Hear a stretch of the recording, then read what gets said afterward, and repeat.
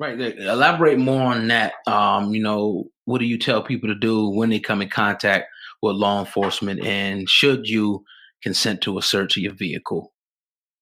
All right. So never consent to a search. Never, never, never. Especially when you think, I got nothing to hide. And, I don't claim to know everybody's friends or whatever. I only know mine. And in my experiences and the experiences I've had with clients over 26 years, you don't know what's in the cracks of your car.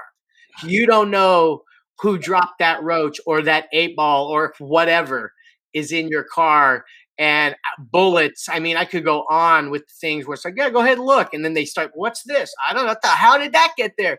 Goddamn, Johnny, he left that there 3 months ago when he was in my car or whatever. So you never consent to a search for that reason. And also the basic, Fourth Amendment, we are free from unreasonable search and seizure by the government. Any governmental intrusion, they have to have probable cause. So you never want to consent, because when you consent, you automatically at that moment cut off my knees as a defense attorney, because now there's no way I can attack the search. And most cases, when there's a search of evidence, we want to be able to attack that search. One of the main reasons for the script and what we talk about is to preserve those rights and to preserve everything we can do to attack that search. So the mission that we really were trying to accomplish with these 25 words that I'm about to explain is to create a way for citizens to engage with law enforcement in a safe and meaningful way, so as to protect and preserve your constitutional and civil rights and maintain the safety of officers and citizens. Because we all know, we've seen it escalate over the last how many years with the shit that the cops do. And one of the things that we constantly see is these cops getting away with it and either not getting prosecuted, not getting reprimanded, or getting prosecuted and then getting acquitted, because they're able to say and argue one simple thing: I was afraid for my life. That guy reached for this. This person was right up in my face. I was afraid. And so what we're teaching and talking about and using these 25 words politely, peacefully, calmly will take that crutch away. So if something does go wacko and you've done what we said, there's no way the cop's going to get away with it. They're going to get, hung out there. They're going to go to jail, and there's going to be a massive lawsuit. So we want to take that away from them. So when we talk about these 25 words, and we feel it's important that they're utilized as we say them in the progression that we teach them, because each phrase is specific and is there for a specific reason. We didn't just willy-nilly pull it out of the air, and we actually, the core of it, we've been teaching our clients for, all of our practice. But whittling it down to 25 words took some time, as we, started with 50 and whatever it was. And then we just wanted to make it as concise and easy as possible. So when we talk about seeing those lights and getting pulled over, the first thing you want to do is pull over immediately. Now, and we have to keep in mind, officers, when they go and do a pullover, they don't know who they're pulling over. And unfortunately, there are many instances where cops do a traffic stop, they walk up to the car and they get shot. It's happened, and it's happened a lot over the years. So they're worried. They're on edge as it is. They don't have an easy job. So we as citizens and as people who aren't criminals, but we have to, if they pull us over, we're speeding or whatever the case may be, we have to engage with them. We have the responsibility to make them feel safe. Then when they feel safe, they're going to be less on edge. So you pull right over, you roll your windows down enough to pass your documents through, and you put your hands on the steering wheel. And we suggest keeping your license, insurance, and registration.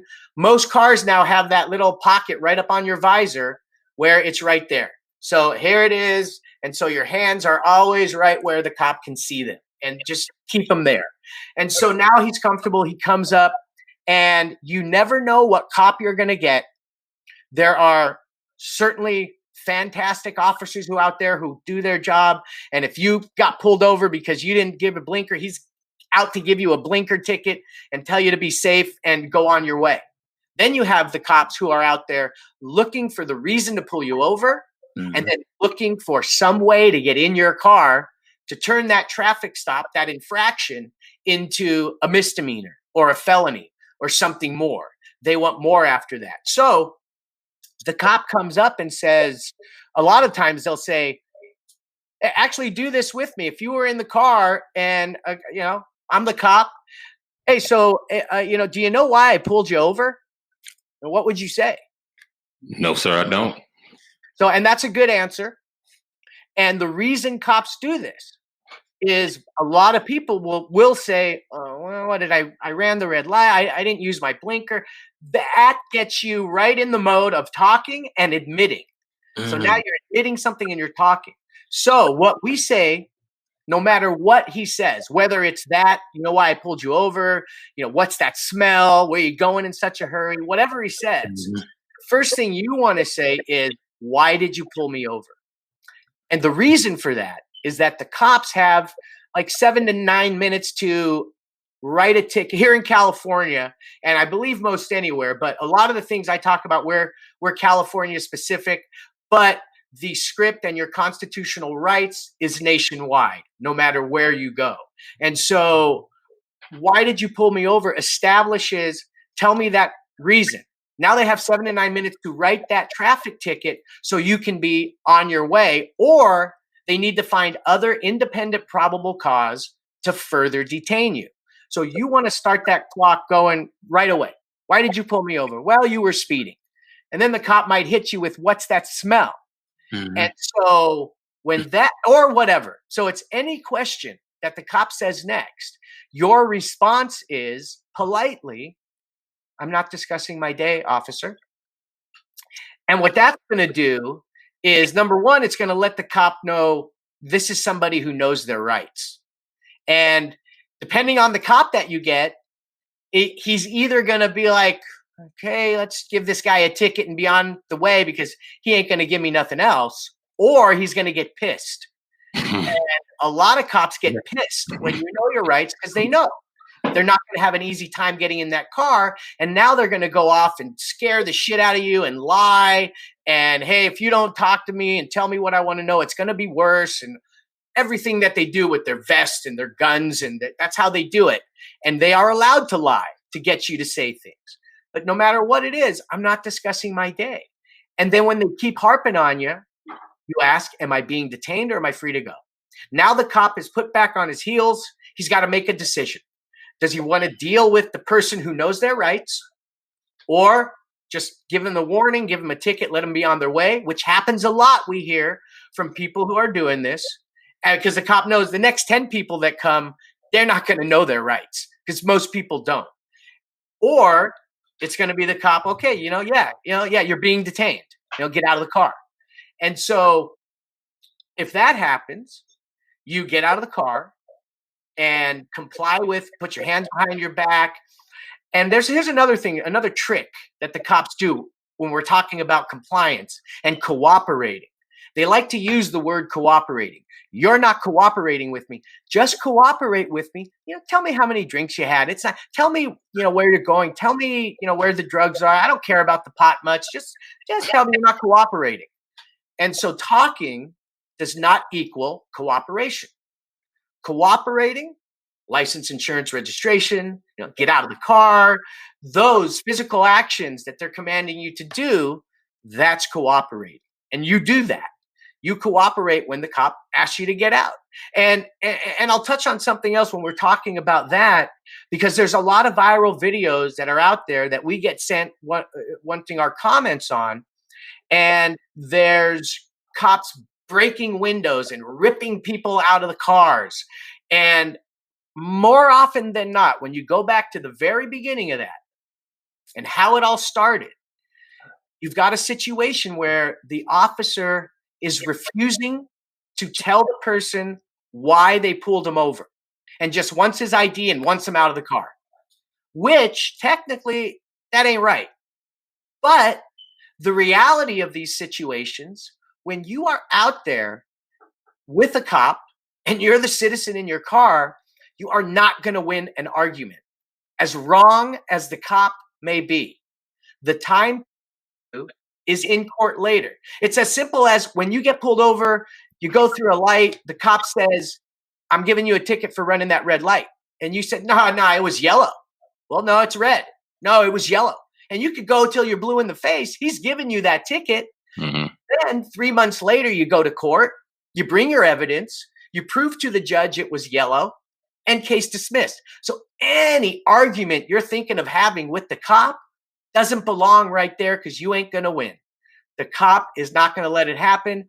And then they get frustrated and they do stupid shit like, oh, you're not going to get out. I'm going to rip you out. I'm telling you now. And we see it time and again.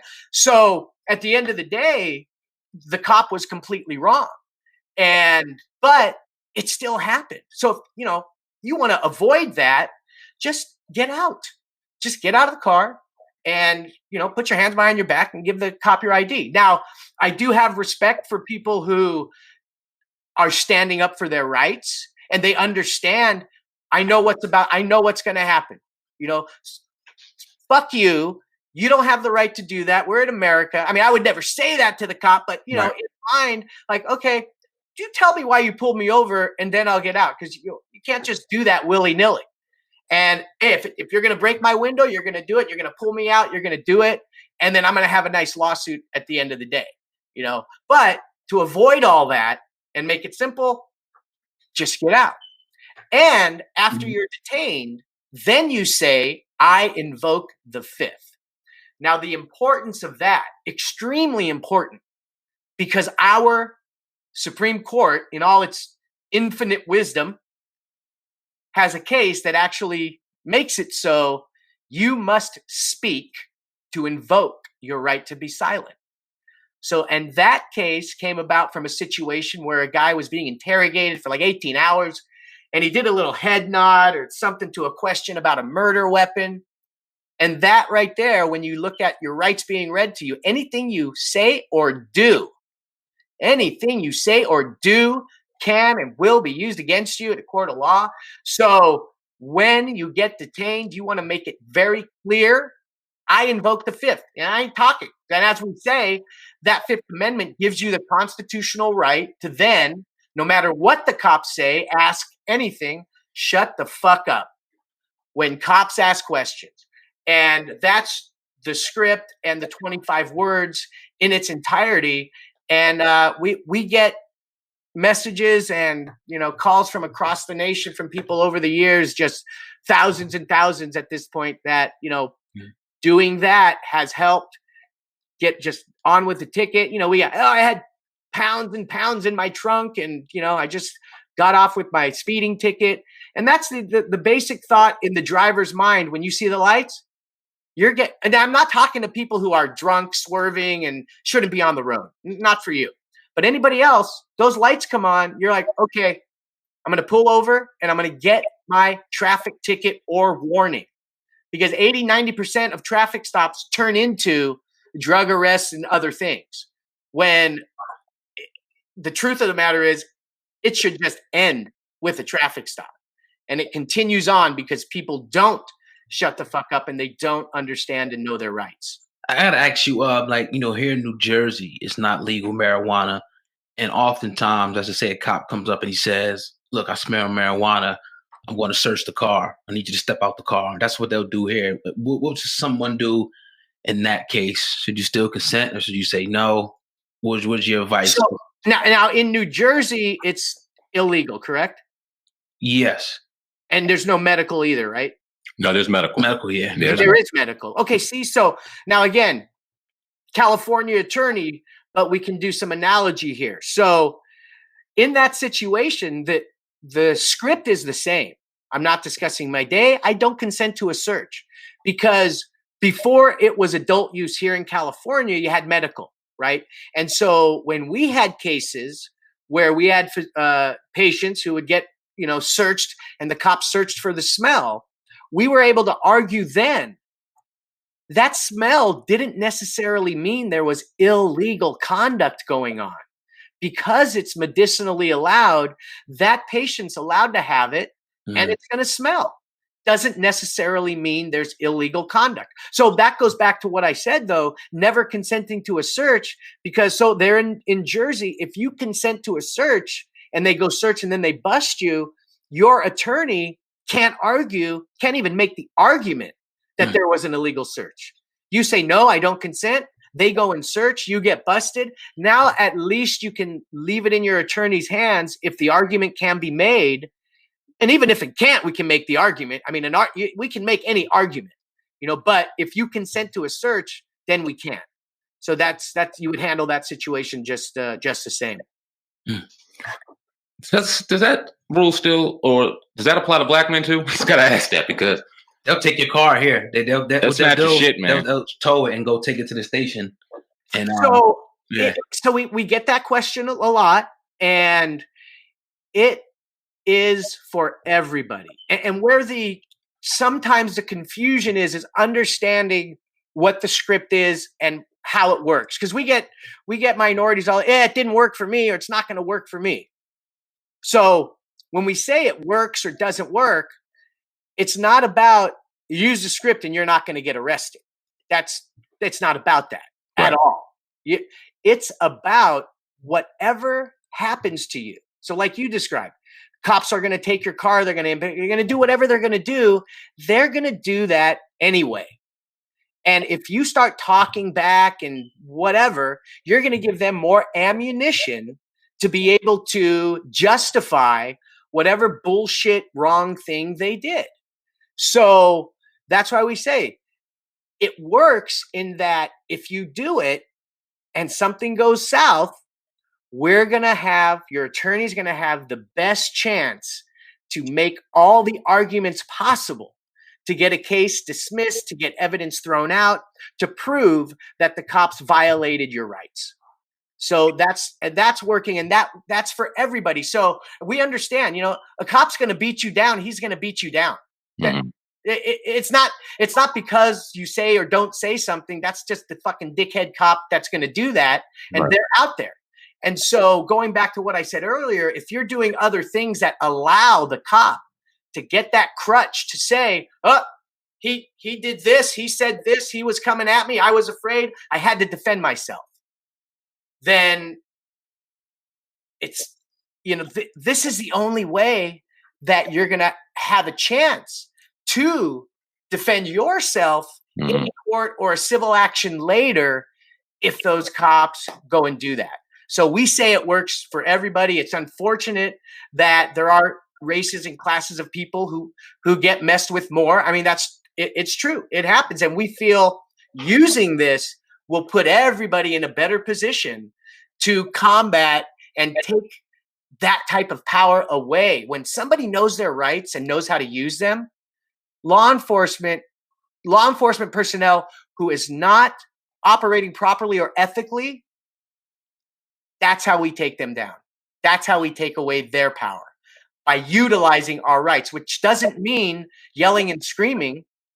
It means one other thing that we like to say: there is room for only one ego at a traffic stop.